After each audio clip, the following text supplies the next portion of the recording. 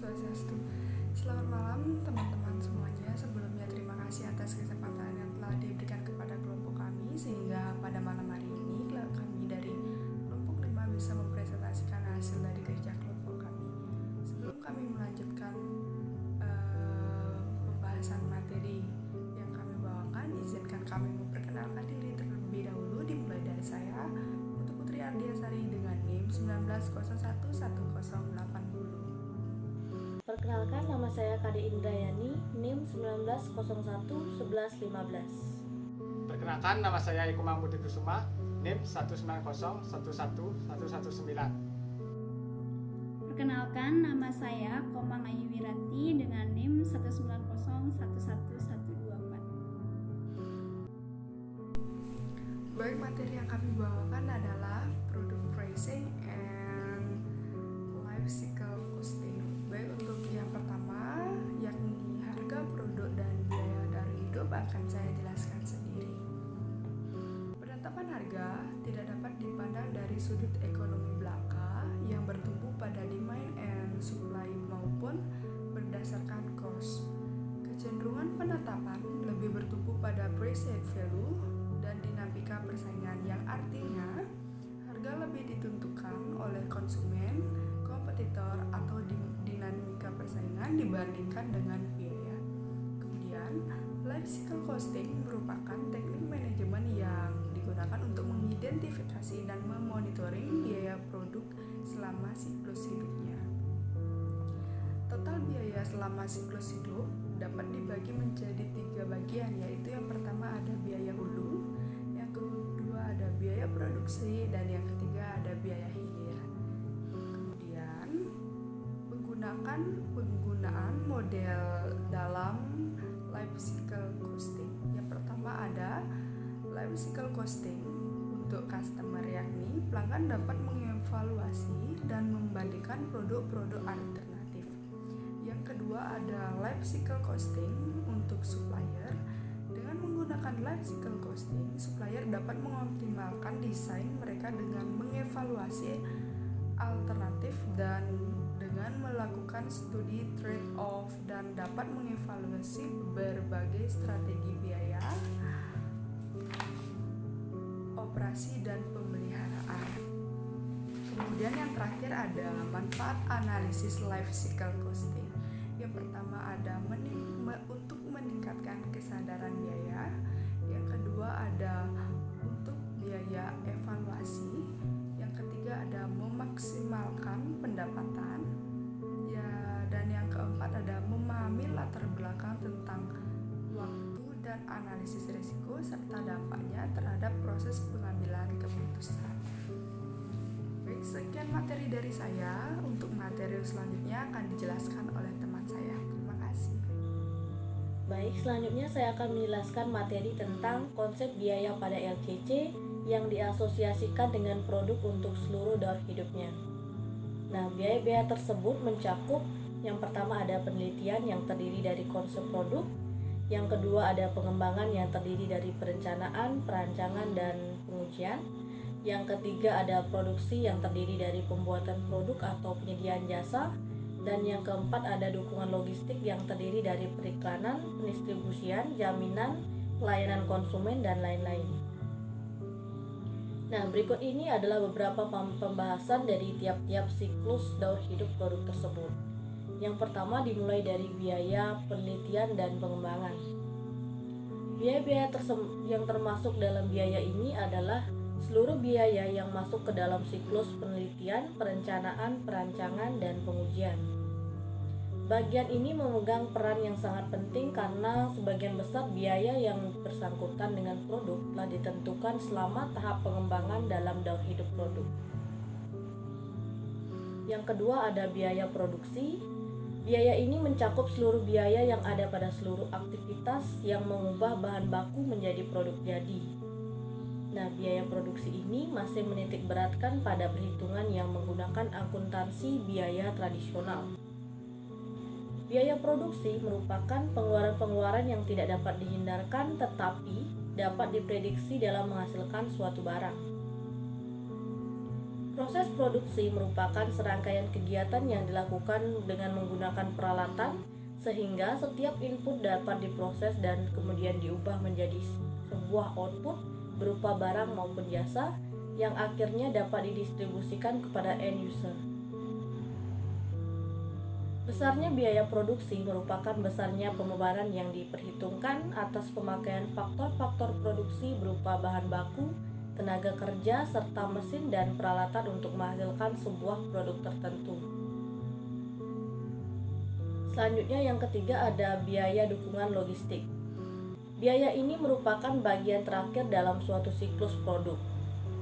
Biaya ini mencakup biaya yang diserap pada kegiatan periklanan, pendistribusian, pemasaran, pelayanan konsumen, garansi, maintenance, dan lain sebagainya. Nah, sebuah perusahaan setelah selesai dengan proses produksi akan menjual produk atau jasanya tersebut kepada pelanggan, di mana itu memungkinkan perusahaan untuk memperoleh keuntungan atau profit margin yang telah dianggarkan dan diharapkan. Sejumlah kegiatan yang dilakukan oleh perusahaan dalam mendukung penjualan produknya dinamakan dukungan logistik. Selanjutnya yakni adapun beberapa pengelompokan elemen biaya dalam life cycle costing dibagi menjadi 4 bagian utama yang terdiri dari non-recurring cost, manufacturing cost, logistic cost, dan customer post purchase cost. Non-recurring cost meliputi biaya planning, designing, dan testing yang terjadi pada tahap pengembangan suatu produk. Manufacturing cost meliputi biaya bahan, biaya tenaga kerja langsung, serta biaya overhead pabrik yang terjadi selama proses pembuatan produk. Yang ketiga ada logistic cost yang meliputi biaya advertensi, biaya distribusi yang terjadi selama proses pembuatan produk. Dan sedangkan customer post purchase cost meliputi biaya purna jual, garansi, dan maintenance atau perawatan yang terjadi selama dan setelah produk ada di konsumen. Pada pendekatan tradisional, perencanaan dan juga pengendalian hanya ditekankan pada biaya manufacturing atau produksi saja. Nah, biaya yang lainnya dianggap merupakan biaya periode. Untuk dapat memberikan nilai tambah bagi konsumen, biaya di setiap tahapan perlu dikelola dengan baik, bukan hanya menekankan pada biaya produksi saja. Seluruh aktivitas yang terjadi selama umur produk menjadi fokus utama untuk mengelola biaya selama umur produk. Nah, life cycle costing ini menyediakan perspektif yang lebih lengkap dari biaya produk dan atau laba dari produksi atau jasa.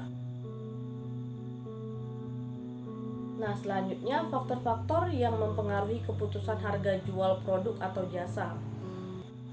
Penentuan harga jual produk haruslah dilakukan dengan pertimbangan dan perhitungan yang cermat karena sangat mempengaruhi bagaimana pengelolaan keuangan dan strategi pemasaran perusahaan. Kesalahan dalam menentukan harga jual dapat membuat perusahaan mengalami kerugian. Nah, jika harga jual terlalu murah, maka perusahaan akan mengalami kerugian. Namun, jika harga jual terlalu mahal, maka produk yang tersebut tidak laku dan membuat perusahaan mengalami kerugian pula. Menurut Kotler dan Armstrong, keputusan penetapan harga jual sebuah perusahaan dipengaruhi oleh beberapa faktor, diantaranya ada faktor internal dan faktor eksternal. Yang pertama dimulai dari faktor internal. Faktor-faktor internal yang mempengaruhi keputusan harga jual diantaranya ada yang pertama tujuan pemasaran. Sebelum menetapkan harga jual, perusahaan seharusnya menentukan strateginya atas produk tersebut. Jika perusahaan telah memilih pasar sasarannya dan memposisikannya dengan baik, maka strategi bauran pemasarannya termasuk harga jual akan berjalan dengan baik. Harga jual juga dapat ditetapkan untuk loyalitas dan dukungan para pedagang eceran atau untuk menghindari intervensi pemerintah. Selanjutnya yang kedua ada strategi bauran pemasaran. Harga jual adalah salah satu alat bauran pemasaran yang digunakan untuk mencapai tujuan perusahaannya. Keputusan harga jual harus dihubungkan dengan keputusan rancangan pokok, distribusi, dan promosi untuk membentuk program pemasaran yang efektif. Keputusan yang dibuat untuk variabel-variabel bauran pemasaran lainnya mempengaruhi keputusan harga jual tersebut. Nah, yang ketiga ada biaya. Biaya menjadi dasar bagi harga jual yang dapat ditetapkan perusahaan terhadap produknya. Perusahaan ingin menetapkan harga jual yang dapat menutupi sebuah biaya untuk produksi, distribusi, dan penjualan produk, serta memberikan laba yang wajar bagi usaha dan resikonya. Biaya perusahaan mungkin menjadi elemen penting dalam strategi harga jual atau penentuan keputusan untuk harga jual sebuah produk. Baik, di sini saya akan melanjutkan materi tentang faktor-faktor yang mempengaruhi keputusan harga jual produk atau jasa. Yang kedua yaitu faktor eksternal. Bagiannya yaitu pasar dan permintaan. Ketika biaya menjadi dasar batas bawah harga jual, pasar dan permintaan menjadi dasar batas atas. Baik konsumen maupun pembeli industri menyamakan harga jual suatu produk atau jasa dengan manfaat dari miliknya. Jadi, sebelum menetapkan harga jual, seseorang pemasar harus memahami hubungan antara harga jual dan permintaan atas produknya. Selanjutnya, biaya harga jual dan penawaran pesaing. Faktor eksternal lainnya yang mempengaruhi keputusan penetapan harga jual perusahaan adalah biaya dan harga jual pesaing serta kemungkinan reaksi pesaing atas tindakan penetapan harga jual yang dilakukan perusahaan. Selanjutnya materi tentang metode perhitungan harga jual. Banyak metode yang digunakan dalam menentukan harga jual produk. Di antaranya adalah pendekatan biaya dan pendekatan pasar atau pesaing. Yang pertama, pendekatan biaya. Dengan metode yang pertama, harga jual produk ditetapkan melalui biaya-biaya produksi barang dan menambahkan presentasi tertentu sebagai laba. Ada 3 kelompok dalam metode ini, yaitu yang pertama metode penetapan harga biaya atau plus. Dengan metode penetapan harga biaya atau plus, harga jual per unit produk dihitung dengan menjumlahkan seluruh biaya per unit ditambah jumlah tertentu sebagai laba atau margin yang dikehendaki pada unit tersebut. Rumusnya yaitu biaya total ditambah margin sama dengan harga jual. Yang kedua yaitu metode penetapan harga. Metode penetapan harga adalah variasi lain dari metode cost plus. Perhitungannya hampir sama, hanya perbedaannya metode ini ditetapkan pada produk yang dibeli untuk dijual kembali tanpa memerlukan proses lebih lanjut. Sedangkan pada metode cost plus, produk dibuat sendiri, kemudian dijual. Metode ini banyak dipakai oleh pedagang perantara.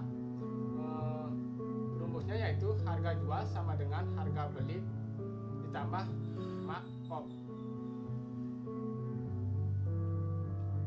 Yang ketiga, target pricing. Dengan metode target pricing, harga ditetapkan berdasarkan tingkat pengembalian investasi atau ROI yang diinginkan. Rumusnya yaitu harga sasaran sama dengan biaya per unit ditambah tingkat pengembalian yang diinginkan per unit penjualan dikali modal yang diinvestasikan. Yang kedua yaitu metode pasar atau pesaing. Harga jual produk ditetapkan berdasarkan harga produk pesaing, tidak didasarkan unsur biaya. Hargalah yang menentukan biaya produk. Metode ini ditetapkan agar harga jual produk tidak lebih tinggi daripada harga produk pesaing. Dengan metode ini, harga jual produk dapat ditetapkan berdasarkan 3 alternatif, yakni yang pertama sama dengan harga produk pesaing, atau yang kedua lebih rendah daripada harga produk pesaing, atau yang ketiga lebih tinggi daripada harga produk pesaing. Sekian materi saya, terima kasih. Baik, saya akan menjelaskan materi yang berikutnya, yaitu penggunaan value engineering dalam target costing dan analisis profitabilitas. Sebelum kita mengetahui penggunaan value engineering dalam target costing, kita harus mengetahui dulu apa itu arti dari value engineering. Value engineering adalah metode yang digunakan oleh para engineer perancang atau desainer untuk meningkatkan value suatu produk, dengan menghilangkan fitur-fitur yang tidak memberi nilai tambah. Fitur-fitur itu adalah aktivitas-aktivitas produksi yang terkait ya. Kemudian kita juga harus mengetahui tujuan utama dari value engineering. Tujuan utamanya adalah melakukan berbagai upaya rekayasa kembali untuk menurunkan cost sehingga bisa menghasilkan produk yang nantinya menelan cost tidak lebih besar dari target cost. Value engineering ini digunakan dalam target costing untuk tahap perencanaan dan menuntun dalam pemilihan produk dalam proses desain yang akan menghasilkan suatu produk yang dapat diproduksi pada biaya yang diizinkan pada suatu tingkat laba yang dapat diterima serta memberikan perkiraan harga pasar produk, volume penjualan, dan tingkat fungsionalitas. Dengan demikian, penggunaan value engineering dalam target costing dikatakan sangat penting karena proses value engineering secara penuh sering menghasilkan penurunan harga yang lebih banyak sehingga produk menjadi memiliki daya saing yang lebih tinggi lagi di pasaran, atau perusahaan memperoleh profit margin yang lebih tinggi dibandingkan dengan yang ditargetkan. Saya rasa penggunaan value engineering dalam target costing sudah sangat jelas ya. Kemudian selanjutnya ada analisis profitabilitas. Analisis profitabilitas ini sangat penting ya bagi semua pengguna, khususnya investor, ekuitas, dan kreditor. Bagi investor ekuitas, laba merupakan satu-satunya faktor penentu perubahan nilai efek atau disebut dengan sekuritas. Kemudian pengukuran dan peramalan laba merupakan pekerjaan paling penting bagi investor ekuitas tersebut. Kemudian bagi kreditor, laba dan arus kas operasi umumnya merupakan sumber pembiayaan bunga dan pokok. Kemudian laba itu didefinisikan sebagai pendapatan dan keuntungan dikurangi beban dan kerugian selama periode pelaporan. Laba bukanlah angka unik yang menunggu kesempurnaan sistem pengukuran laba secara cepat ya. Pertimbangan-pertimbangan praktis adalah sebagai berikut. Yang pertama ada masalah estimasi. Pengukuran laba bergantung pada estimasi atau hasil di masa depan. Estimasi-estimasi tersebut memerlukan alokasi pendapatan dan beban pada periode sekarang dan masa depan. Yang kedua ada metode akuntansi. Standar akuntansi yang mengatur pengukuran laba merupakan hasil pengalaman profesional, agenda badan pengatur, peristiwa bisnis, dan pengarah sosial lainnya. Kemudian yang ketiga ada insentif pengungkapan. Nah, idealnya praktisi berkepentingan atas penyajian laporan keuangan secara wajar, namun laporan keuangan dan pengukuran laba menanggung tekanan kompetensi keuangan dan masyarakat. Baik, sekian materi yang saya bawakan. Terima kasih. Baik, sekian presentasi dari kelompok kami. Apabila ada kesalahan ucapan yang disengaja maupun tidak sengaja, kami minta maaf. Sekian dan terima kasih. Saya